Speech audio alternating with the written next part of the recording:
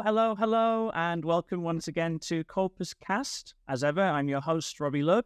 I'm a linguist at Aston University, and you're listening to the Aston Originals podcast, all about corpus linguistics and what it can do for society. As you know, in each episode, I interview researchers to find out about how corpus linguistics is informing the present and shaping the future of the study of language, with applications in education, health, technology, and many others. In today's episode, we're exploring an increasingly visible concern in modern life, which is the spread of misinformation or disinformation online, one type of which is so-called fake news. Efforts to combat the spread of fake news include educating the public to interpret information more critically, and better regulating platforms that are conducive for the spread of disinformation. But researchers, including one of my guests today, are developing methods to automatically detect fake news based on the language of the reporting in and of itself, linguistic analysis. And to talk about their research in this area, I'll be speaking with Maite Taboada, who is Distinguished SFU Professor at Simon Fraser University and Fellow of the Royal Society of Canada. Maite is a computational linguist and discourse analyst with a wide range of research interests at the intersections between theory and application across the social sciences and engineering. And today, Maite will be discussing her work in fake news. And we'll also be joined by Dr. Katharina Ehret, affiliated as a researcher both with University of Freiburg and Simon Fraser University. And Katharina's work is rooted in quantitative variationist linguistics, focusing on language complexity, its variation, and its relationship to extra-linguistic pressures. Now, both Katharina and Maite have worked together on a project exploring the nature of the comments that readers leave on online news articles, and we'll be hearing about this research too.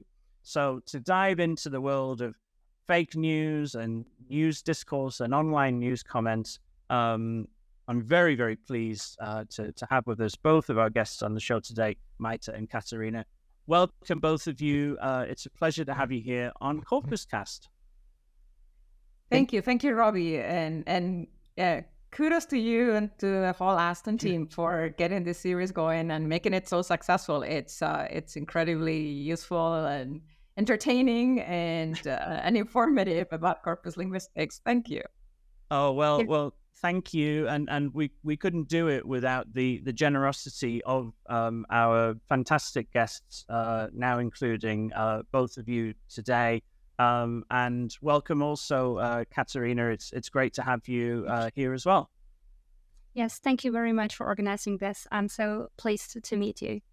You too. And but you are both people that we've never met before face to face, and so it's really for me it's doing CorpusCast is a great opportunity to get to know researchers and hear about their really interesting work in a kind of personal way, but also we're separated by distance and sort of doing it virtually, so it's an interesting context. I'll start and you know as I sort of said, you are in this case both linguists. Sometimes when we have more than one guest, there might be one corpus linguist who's working with someone from another discipline, and so I might ask the corpus linguist the questions about corpus research. But in this case, you are both involved in this and related fields, and so we'll sort of have a go at kind of asking both of you these things. Maybe Maite, we could start with you. Broad question, I appreciate, but what does corpus linguistics mean to you? Yeah, for me, corpus linguistics is a way of looking at language as a social or a social and contextual phenomenon. It doesn't matter the tool, the very specific theoretical framework that you have, how you think about language. What corpus linguists do is think of language as a system of communication that underlies everything that we say. And of course, to think of that system of communication, what we do is we look at language in context, and that allows for many interesting things. We can look at sort of very specific and fine-grained analyses of registers, or even linguistic constructions or lexical items. But we can also have this expansive view of language in different people across time. I think one of the most interesting and the most popular contributions of corpus linguistics is in historical research. So lots of potential point of entry, but for me, it's about thinking of language as a contextual and a social phenomenon. And sort of, I suppose I'm always interested in at what point in one's education or career path do they, end up involved with this sort of specific area or specific set of tools, as you said. Was this something that you studied as an undergraduate, or did the kind of computational corpus linguistics part of your research come a little bit later on? Yeah, for me, I grew up as a scholar. I'm from Madrid, and I did my undergraduate and PhD at the Universidad Complutense in Madrid. So that was a Haldeian environment. My department had a strong component of systemic functional linguistics, and although SFL is not necessarily corpus-based, it is always oriented to language use in context. So naturally, a lot of the research that I was reading and a lot of the findings were from corpus research. The computational part came later. I pursued a degree in computational linguistics in the United States, and there, of course, data and natural language data, large amounts of data, is fundamental.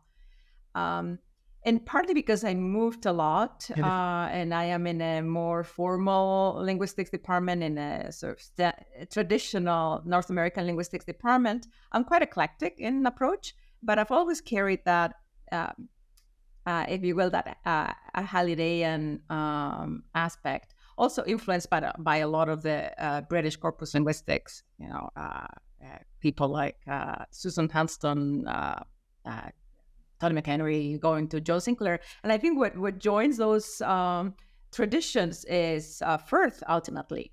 The connection of SFL and corpus linguistics is through people like J.R. Firth and a lot of the linguistic structuralism.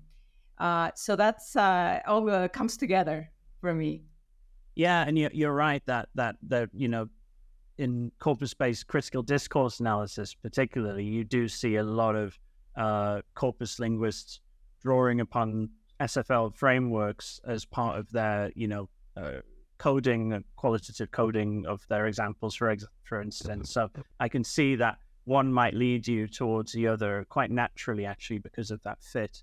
Katharina, I want to sort of ask really the same to you in terms of your background and how you became interested in corpus linguistics and quantitative linguistic research. Yeah, so I studied English language and literature at the Universities of Basel in Switzerland and the University of Freiburg in Germany. And really, I hold, an BA, MA, and my PhD degree from the University of Freiburg. So the University of Freiburg is, a stronghold of functional, usage-based, and corpus-based linguistics.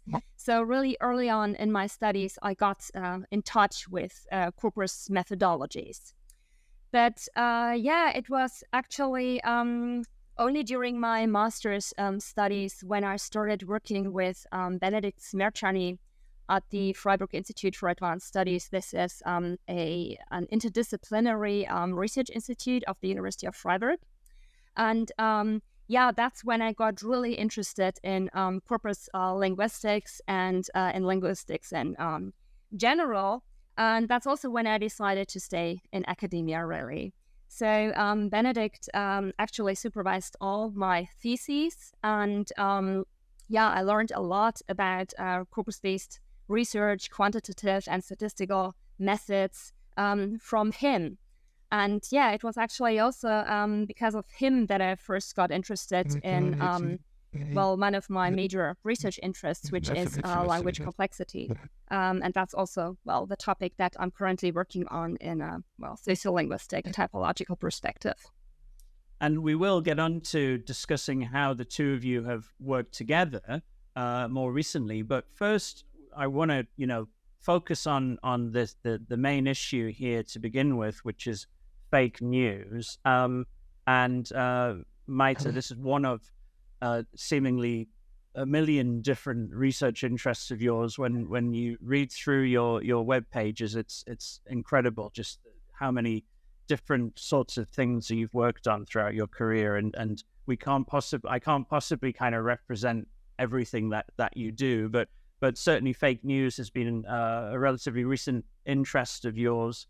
And I guess to start with, it might be helpful to have a sense of what we're actually talking about here, because, when I first encountered the term fake news, it was actually from Donald Trump, using it as almost as like the equivalent of a slur, a pejorative sort of term that he would chuck at journalists. Basically, whenever they tried to criticize him or say something he didn't agree with, they'd accuse them of being fake news, which potentially undermines the kind of more practical definition of fake news as being, I guess, would you say, information that is verifiably not true, as opposed to an opinion that someone might not agree with, which is clearly not the same thing. So when we talk about fake news in real terms, what are we actually referring to?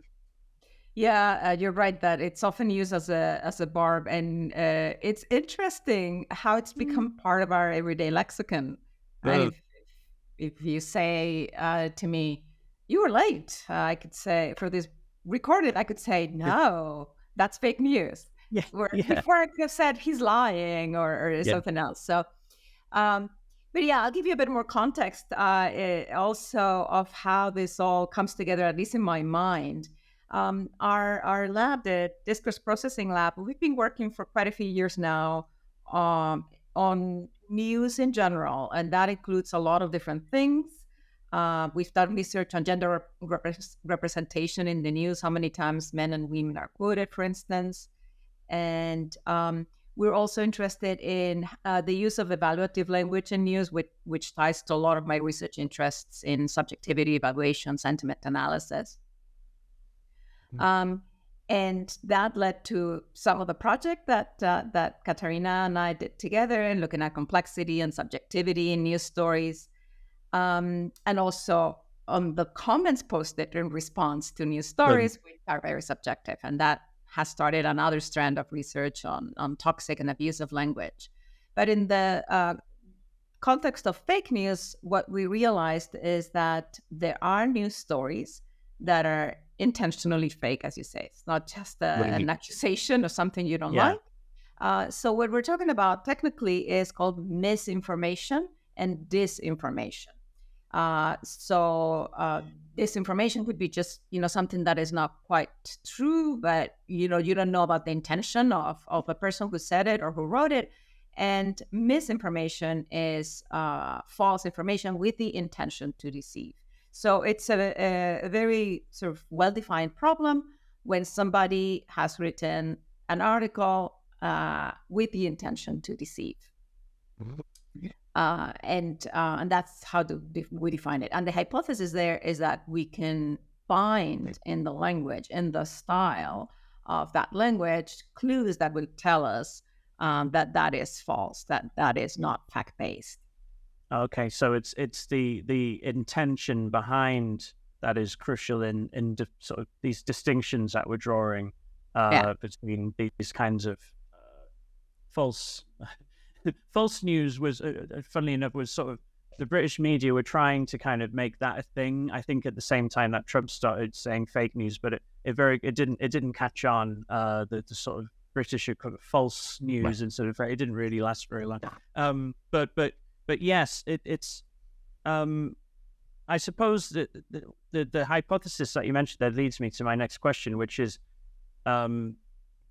detecting fake news, intentionally, deceitful information through linguistic analysis.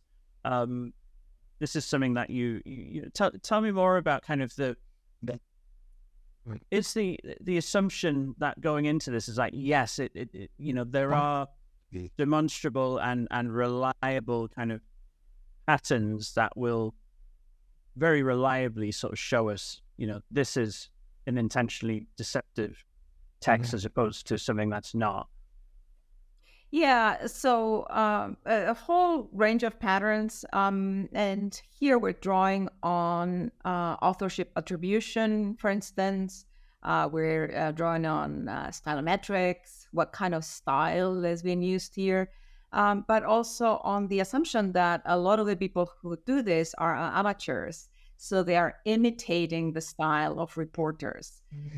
And sort of thinking of that whole range of ideas, then we can perhaps find clues.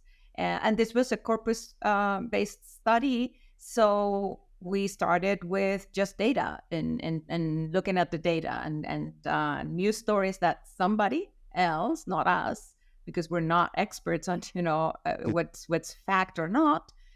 So this is fact-checking websites had said this news story is false and this news story is true, fact-based, if you will. So comparing the language in those using corpus linguistics methods and natural language processing methods. And we did find some patterns, general patterns. I don't know if they can be reliably used, but they can at least be used as flags, perhaps warning signals to an audience.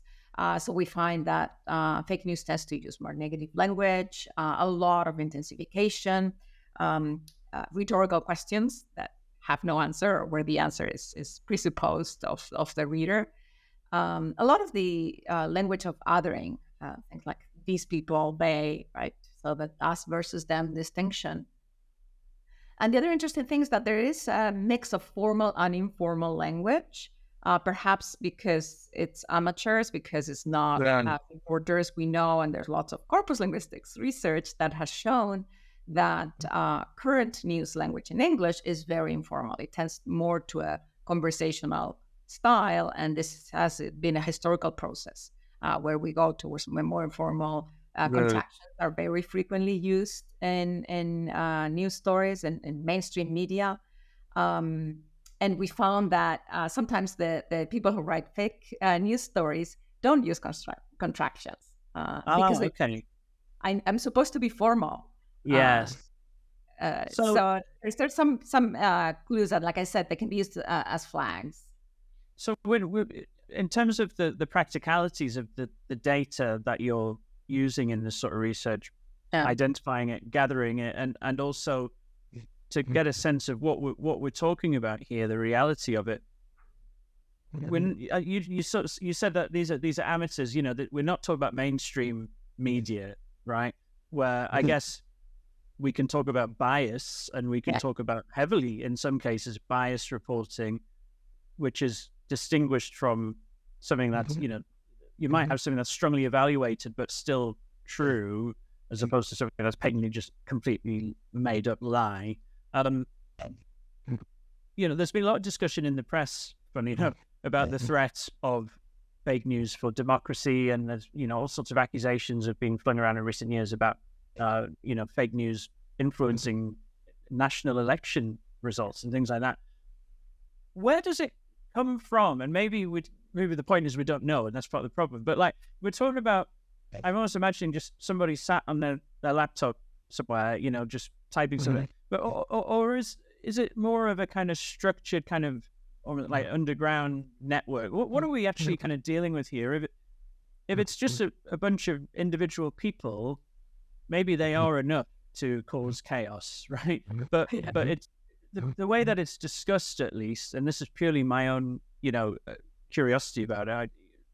The way it's discussed, it sounds as if it's something so much more orchestrated, I guess, something on a much sort of more industrial scale, right? Yeah, so there's so many components to this, right? There's, as you say, the sort of mainstream media and their own bias, and some of that is sort of put in check a little bit because they follow journalistic standards of not printing lies or printing in quotes, printing or publishing on a website. There is propaganda that is clearly written with a spin, but we've taken a little portion of that whole spectrum, in part because sometimes to do research you have to say, I'm going to take this little slice and work on it. Yeah. And the slice that we're working on is people who sit down and write something that is completely untrue. And within that slice of the fake news pie, there's lots of different people. There are well-known cases, especially in sort of the late 2010s, 2015, 16, 17, cases of teenagers who figured out that if they wrote stories about politics, they could place a lot of ads on them, because they would generate a lot of clicks and therefore a lot of revenue. So this is kind of the amateur fake news creator. Then we went on to conspiracy theories, and people who create conspiracy theories either because it benefits them or because they actually believe in some of those things.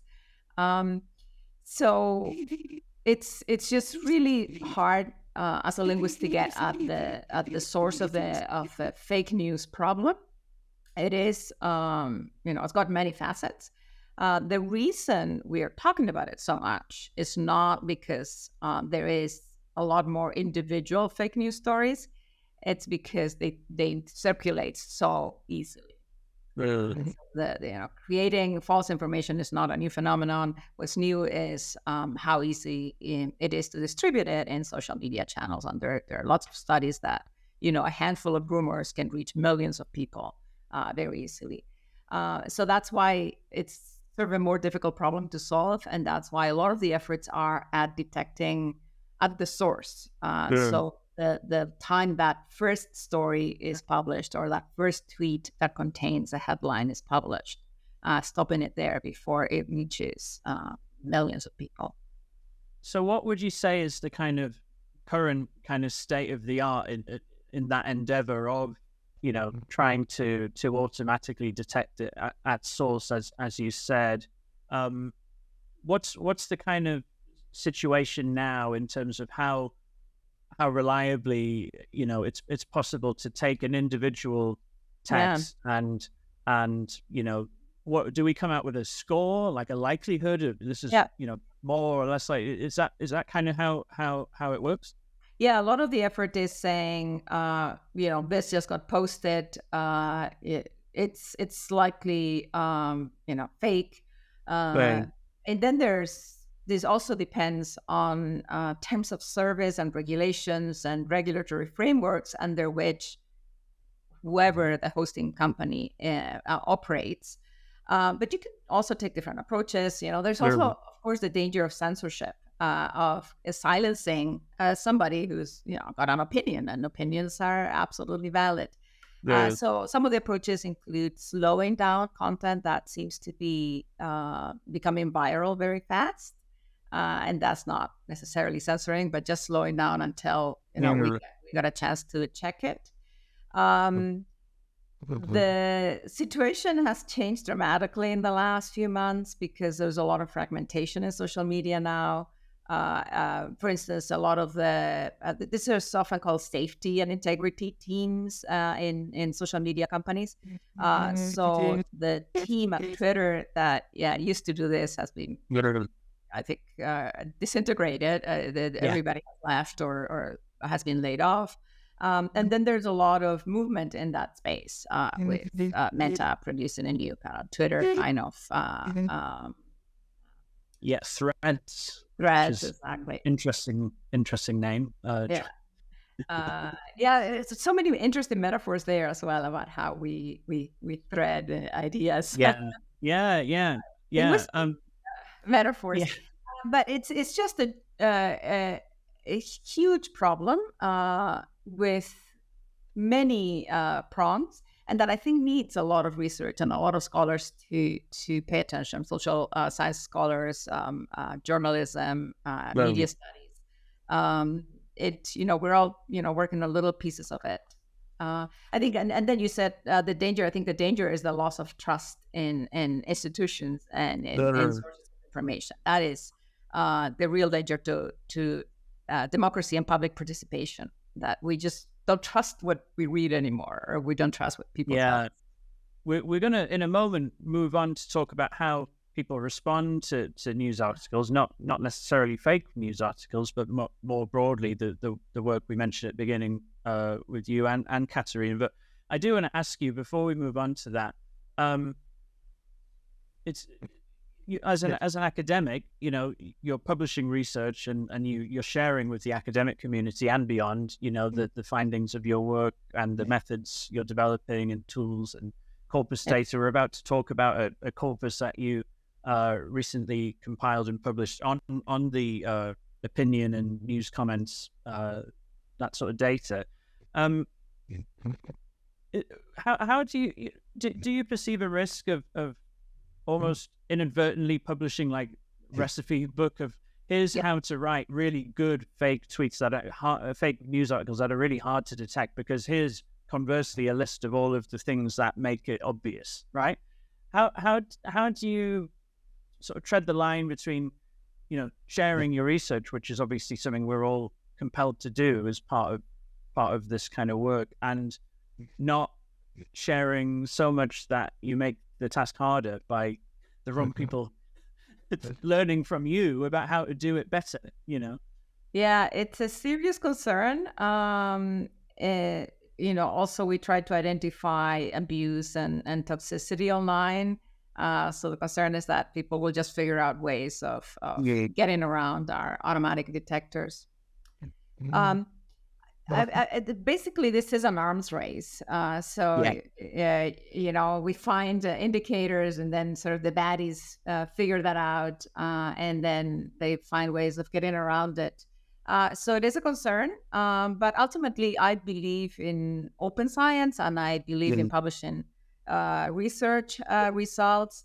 I don't think it's the cost-benefit analysis of withholding research for fear that some baddie may find it is not right. I think it's more important to inform the research community, to have other people build on what we do, and as much as we are contributing to solving the problem.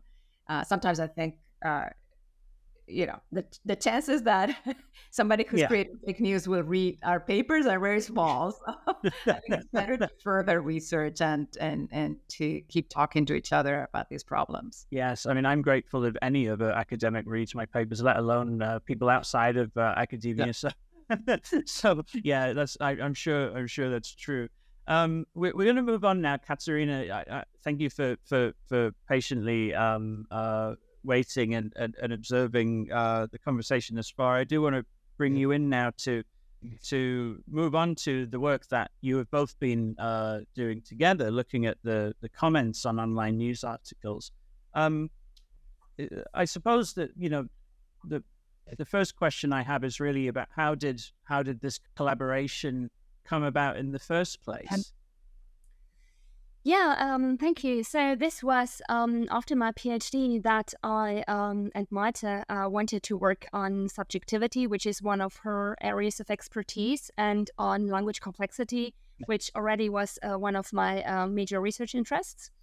And we applied and received funding by the prestigious Alexander von Humboldt Foundation for me to come over to the Sam Fraser University, and that's how we first started working together. And back then, Maite and her team at the Discourse Processing Lab had just been compiling the SFU Opinion and Comments Corpus. And a lot of people, including journalists, including linguists from various fields, but also other researchers, spoke and wrote about online comments, online news comments as conversations. So there was this assumption that online news comments are, because of their, turn-taking and dialogic nature, somehow like face-to-face spoken conversation. And we wanted to find out whether that was actually true, so whether they really were like face-to-face conversation or not. And would you sort of would you characterize, I suppose, online news comments, to what extent are they conversations as opposed to an individual person saying one thing and then disappearing off again, right? Is that part of the consideration as well as the actual linguistic sort of features? So our focus was really on the structural linguistic properties of online news comments. So we were interested in which type of language is used in these comments, how people use grammatical constructions and which ones and which features people basically use in online news comments. So our focus was not on the interactional dynamics of online news comments, but really on their lexicogrammatical properties. And back then, this was also largely uncharted territory. And we were the first to use a large corpus to analyze the grammatical structure of online news comments. So to what extent did you find, the speech-like features as opposed to stuff that you wouldn't normally expect to see in transcripts of speech? So what we found, I don't know whether that's very surprising or not. I don't believe it's really surprising. We found that online news comments are not like spontaneous conversation, despite this dialogic appearance. Rather, they are to be placed clearly on the written pole of the spoken written continuum. So they are clearly written register. And they are characterized by a distinct combination of features, so which makes them their own register, basically. So they are informally written, but also to some extent involved. And they are above all argumentative and evaluative, and a little bit informational as well. So in spoken spontaneous conversation, you would expect, or you typically find a lot of first and second person pronouns. You find a lot of hedges, emphatics, contractions, that deletion, all type of features that are typical of online processing and spontaneous production. Yeah. And in online news comment, you do find some of these involved features, but not that many. So they are clearly written. I mean, people have time to edit their posts before actually, hitting the enter button and posting them. Yeah. So the we're somewhere in the space between or neither speech and writing, right? Well, that's actually we argue in our papers, and I strongly believe that online communication should not be characterized as something in between, or we should not try to measure it up always according to how close it is to traditional spoken and written registers. Rather, I believe that we should see them as their own mode of communication. So, and they're a third mode of communication in addition to a traditional spoken and written communication. And maybe if you can say more about the data you mentioned before, the SFU opinion and comments corpus that Maite and colleagues compiled, and something that you see in a lot of online news articles which have comment sections is not only you have the comments, but they are kind of ranked in a way based on users voting, up or down on whether they like or dislike or agree or disagree with the comments. And, I'm certainly familiar with some research that has taken that into account in interpreting the analysis? If you have a strongly right-wing news publication, then the comments that are getting lots of upvotes are going to probably be the ones that share those views, and the ones with lots of downvotes are probably going to be the more sort of left-wing liberal people kind of saying, that they think what they've read is a load of rubbish or whatever. So, is that sort of information also present in the data, and can that help you in sort of interpreting, especially you mentioned, the evaluative side of this, and yes, I'm sure it is highly evaluative. Does it help with this kind of research? Well, first, let me say a couple of words about the corpus as such. So, corpus counts like roughly 44 million words in total, which is really large, and it's the largest available corpus of online news comments and opinion articles. The corpus, we've used the commons thread corpus. So this is the corpus that preserves the thread structure, the conversation-like thread structure of the online comments. But we did not look at upvotes or downvotes. So we really worked with the text and analyzed these grammatical features and their functions, their discourse functions, as well as the situational context in which online news comments were produced. Yes, but the corpus does have some extra annotation. Maybe Maite would like to say something about that. Yeah, so in the spirit of open science, we made the corpus widely available with all the metadata, including upvotes, thread structure, date of posting. Sometimes it's interesting how the first comments sort of set the tone for the conversation, and like you say, the tone depends on the the direction of the paper. This is from one newspaper, the Global Mail. It's the main English language daily in Canada, but it would be an interesting comparison with other papers. There's lots of other potentially interesting studies. We did a study on the civility of the comments, how constructive they are, and what are the characteristics of a good, so if you want, a good civil comment. But there's lots of other things that can be studied. As Katharina said, this work, or most of the work we've done, is on what are they? What is this register? We think we found a new register in the wild, a register of online news comments. They don't look like anything else, using multidimensional analysis and placing them on this sort of multidimensional spaces of registers. There's something else. But I'd love it if other people looked at the comments and did other studies. I know that there's some work being done as well in toxicity. Is there a pre-online equivalent, right, in terms of this as you define, sort of a new genre, a new register?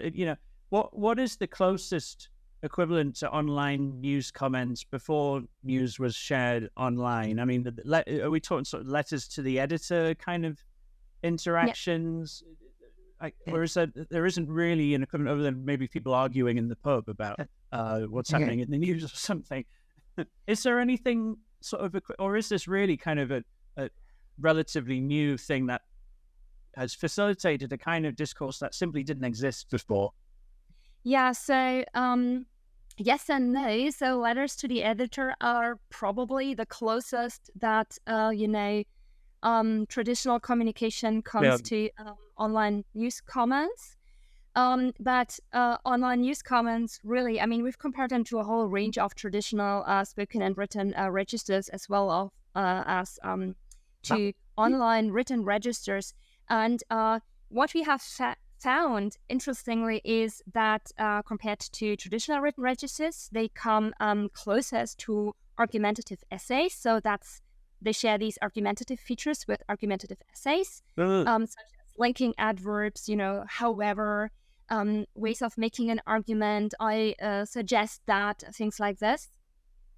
And also to social letters because of their subjective, evaluative nature. And then in terms of written online registers, they are or come closest to reviews and opinion blogs on the one hand, but on the other hand, to research articles. And this really nicely illustrates how online news comments combine these evaluative involved features with informational argumentative features. And yeah, honestly, we haven't found anything that is like really, really close to online news comments. So they really have their own way of using language. That's really interesting, and maybe helps anecdotally explain some very occasionally over the last few years, bits of research that I've been involved with have been reported in the news, and I've made the mistake of reading the online comments on those articles, and they're saying, who is this Dr. Love guy? Who does he think he is, telling us how language is changing or whatever? And it did feel like this is so unusually personal in the sense of strangers kind of having this platform to talk about you who you've never even met, and you'll never meet, mostly in many ways anonymous in many cases as well, and you're right that there is something unique about it, which is really interesting. I want to ask, and maybe this is something both of you have an opinion on, the extent to which comments may be involved with going back to the issue of fake news. I've seen a few times when, especially like on Facebook, when an ad for something might appear, or you may end up on a website that's sort of trying to sell something from an ad, like clothing or whatever, and it might often I see it where they've kind of embedded the sort of Facebook post into the website, and it shows a comment string, and it has a box. It looks like you can type in your own feedback to the seller or whatever, but you read the comments and you kind of go, these don't look real. These are just it's fake. The comments themselves are fake, and that's in the case of somebody trying to sell something, I guess. But is there a threat, or is it already happening that that you may see as part of trying to increase the authenticity of a fake article, fake comments, and other strategies, other textual strategies, kind of combining to try and make it seem more realistic? Yeah, there's this pretty common bots being deployed to post the same comment across different platforms. There's also the phenomenon of review spam. So review products either very positively or negatively, depending on what your economic interest is. So for instance, TripAdvisor has been very concerned about this. Hotels giving themselves very good reviews. Or Amazon as well has a whole team dedicated to trying to find fabricated content to promote or downvote content.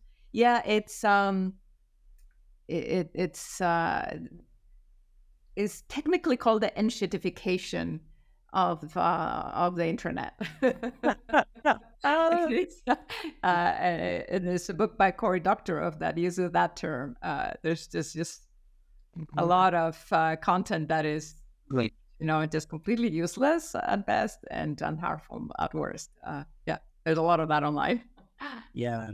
And would you, as we start to wrap up here, the conversations that I've had recently on other episodes as well have increasingly, it seems, turned to AI and, these generative chatbot models like ChatGPT and Google Bard and things like that, with the comments, but also, of course, more broadly with fake news. Are we moving away from these individual people, manually authoring?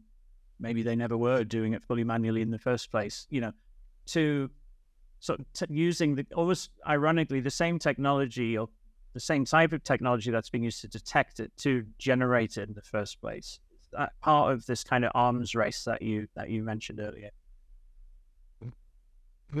Yeah, I see that. I've seen experimental linguists, like psycholinguists, for instance, who use online platforms to get subjects. Platforms like Amazon Mechanical Turk. Yeah. And they are finding more and more than when they used to have authentic answers from humans, and now they have generated text. So this is going to affect research as well. Oh, I see. So people get paid to participate in that sort of stuff, and so they're just making a quick buck by pasting in any old thing, right? Yeah. So it's pretty common if you have like some linguistic judgments. Does this good? What does this pronoun refer to? It used to be very common to recruit subjects online, and especially during pandemic. It was a very good way to continue psycholinguistic experiments. And now what people are finding is that these are just ChatGPT generated. I know. Wow. It's a rapidly changing landscape, I think. It is. We'll draw things to a close by there's so I'm really having to sort of hold my tongue here, stop myself asking more and more. Really, it's so fascinating and so rapidly changing as well. That certainly get the impression from both of you. I do have my 3 quick questions that I ask at the end. I won't ask you both to answer all 3, just for the sake of time. But Katharina, if you don't mind, I will start with my first question for you, which is research in corpus linguistics living up to its potential?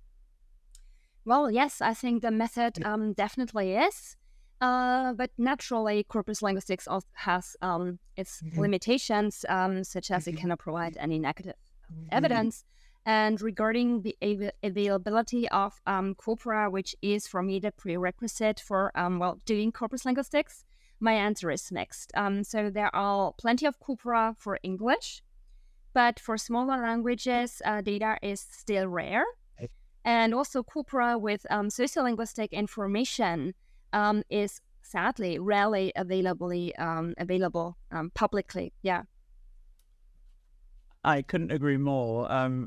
Absolutely, there's certainly things that will continue to develop and improve. And in the last episode, actually, we spoke with a developer of Sketch Engine, which is one of these widely used corpus tools. And they're now up to over 100 languages that are represented with corpora, publicly available corpora on this. So there are some movements in the direction of increasing the sort of multilingual diversity there.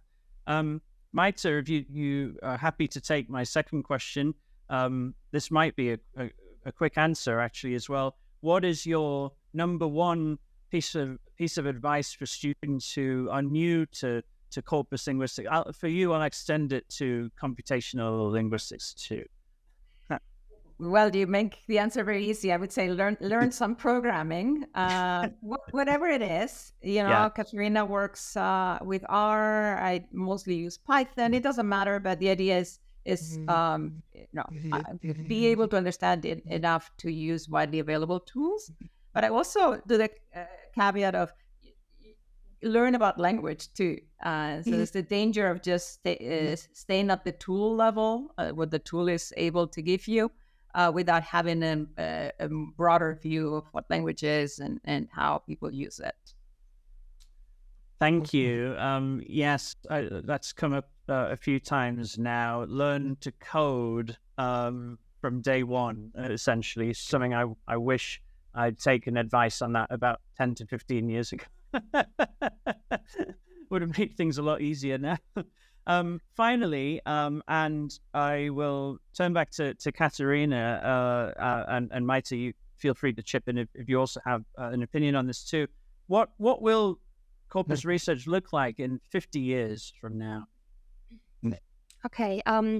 Well, I think overall corpus linguistics will increasingly draw on data from the web, and working with very big, large data harvested from the web will become the standard rather than the exception. That's what I think.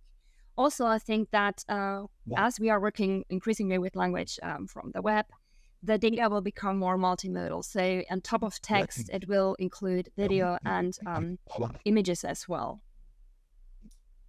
Maite, do you have anything else you'd add to that, or would you have a similar perspective?